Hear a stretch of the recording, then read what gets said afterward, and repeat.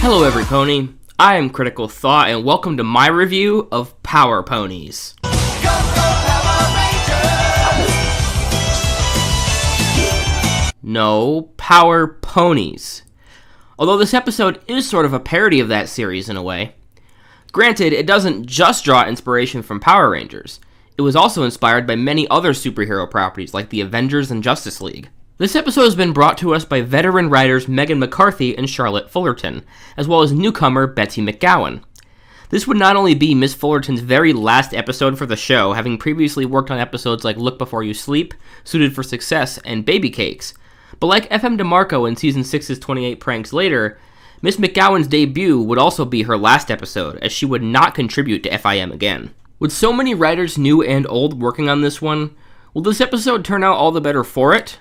Or will this be a case of too many cooks in the kitchen that end up causing the episode to leave a bad taste in my mouth? Let's find out. We begin this episode late at night inside the Golden Oaks library as Spike is keeping Twilight up with his nightlight as he reads his Power Ponies comic. When Twilight tells him to go to bed, he begs for more time to read, explaining the story to Twi. He tells her how the Maniac, a villain who obviously took a lot of inspiration from Tim Burton's take on the Joker in the 1989 Batman movie, is aiming to break into the Metropolis Museum and steal the Electro Orb to power her doomsday device. Spike does a pretty good job of setting the stage for the moral of this episode by explaining that the Maniac wouldn't have known about the Electro Orb if the useless sidekick to the Power Ponies, Humdrum, hadn't slipped up and told her about it.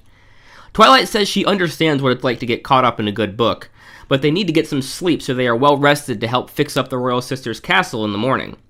I'm not quite sure why they need to fix it up, but okay. Theme. The next day, Spike tries to assist the main six in restoring the castle, but there is nothing that they need him to help with. So Twilight suggests that he go find a quiet place to read his comic. Spike doesn't like how he's not able to help, but ultimately he follows Twilight's suggestion. He heads to the room where Twilight found the Journal of the Two Sisters in Castlemania, and begins to read his comic, complaining when Humdrum gets in the way of the Power Ponies yet again and just ends up standing around being unhelpful, saying he can relate. However, when Spike turns the page to read further, he's shocked to see that there are no more panels, and instead he's met with a blank white page. Just then, he notices a small bit of text in the bottom right-hand corner, and with the aid of a magnifying glass, he reads it out loud, and suddenly, the book starts to glow and sucks him inside. The main six, who are taking a break and looking for Spike, find him just as this happens and grab onto him, getting sucked into the comic themselves. When Spike awakes, he's shocked to see that he has entered the world of the comic book, Metropolis, and that his pony friends have turned into the Power Ponies. Twilight Sparkle becomes the masked Matterhorn, Pinkie Pie becomes Philly Second, Rainbow Dash becomes Zap, Rarity becomes Radiance, Applejack becomes Mistress Marvelous, and Fluttershy becomes Saddle Rager, with Spike of course becoming Humdrum. It's not just a cosplay session though, as the Maniac also soon appears with the Electro Orb in her possession. Spike recalls the text from the comic saying that they needed to defeat the Maniac to return home, so the main six attempt to do just that, revealing their powers one by one. Philly Second has super speed, Mistress Marvelous has a magic telekinetic lasso, the masked Matterhorn just has the power of unicorn magic, and Zap controls the weather. Don't see how these are really any different from their normal non-super abilities, but whatever. Radiance is basically the feminine Green Lantern, being able to construct objects just by thinking about them. And Saddle Rager is just the Hulk, if the Hulk was a timid female pony who didn't have an angry bone in her body. Due to the Power Ponies not being able to control their powers, they end up incapacitating themselves and the Maniac escapes with the orb, partially thanks to Humdrum, who attempts to steal the orb from behind her back, but trips on his cape and drops it, allowing the Maniac to recover it. After Mistress Marvelous is able to free herself from her own telekinetic rope, she rescues the other girls and stops the tornado that Zap accidentally created. Humdrum then tells them what needs to be done to escape the comic book world, and they all head to the Maniac's evil shampoo factory lair to confront her.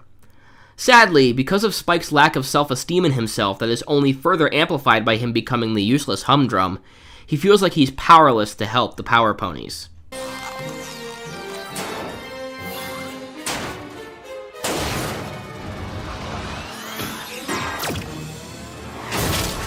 Oh, he straight up did. The Power Ponies make quick work of the henchmen, but when the Maniac soon appears again, she freezes them in place and renders their powers useless with her Hairspray Ray of Doom.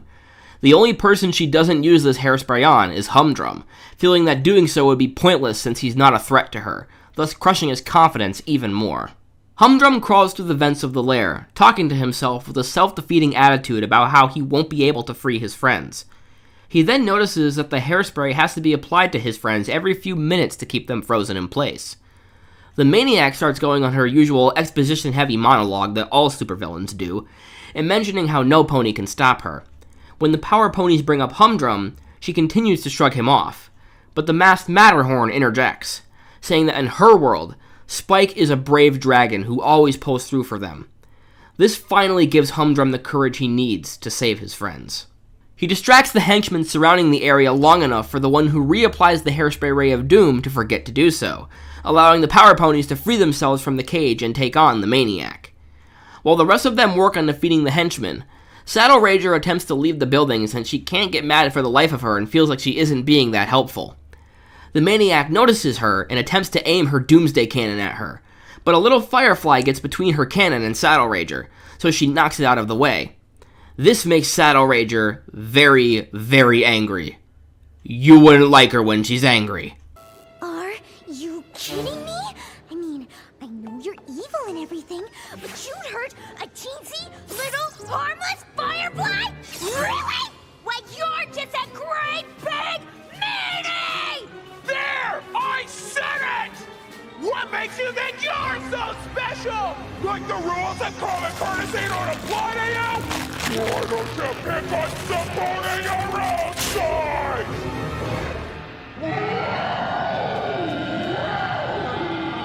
When I first saw this scene, I laughed for like 5 minutes straight. But every time I've watched this episode since then, it's gotten less and less funny and more cringy to me. Though I feel like I'm probably in the minority on that. Many bronies still see this as the best moment of this episode, and even one of the best moments of Season 4. I would disagree, but that's just me. The Maniac fires her cannon right at Saddle Ranger's face, but her body is so tough that it bounces right back at her, causing her already crazy mane to grow even crazier and wrap her up, leaving her defeated, and the main six along with Spike are sucked out of the comic back to the real world. It's here that we get the moral for the episode.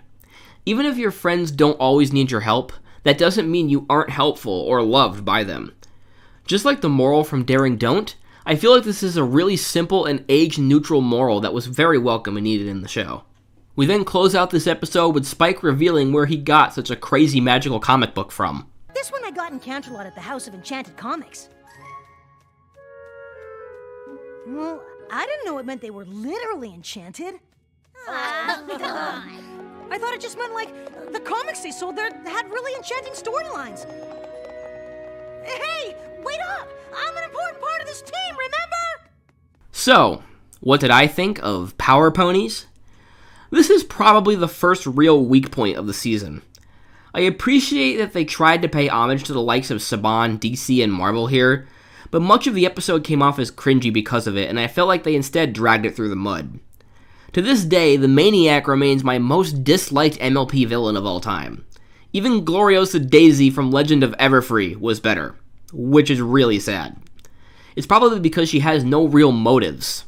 When Spike explains her backstory at the beginning of the episode, he says that she was a greedy CEO of a hair products company that accidentally fell into a vat of chemicals that gave her all her powers and made her go insane. But I'm sorry, that's a terrible backstory. The reason it worked for the Joker in the 1989 Batman movie is because it was Batman's doing that caused him to fall into the vat that made him go insane. Not only that, but when Batman tried to save him, he still slipped and fell in.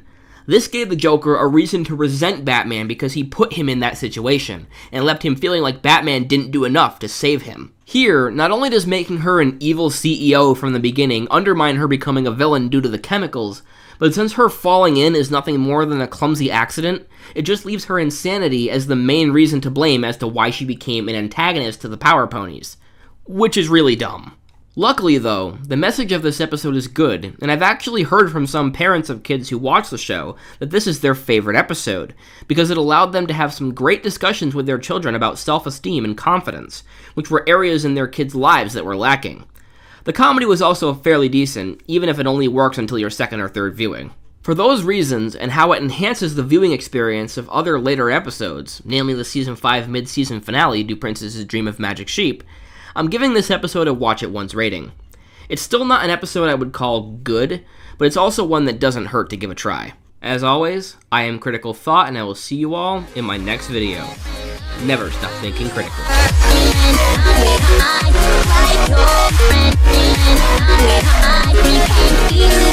I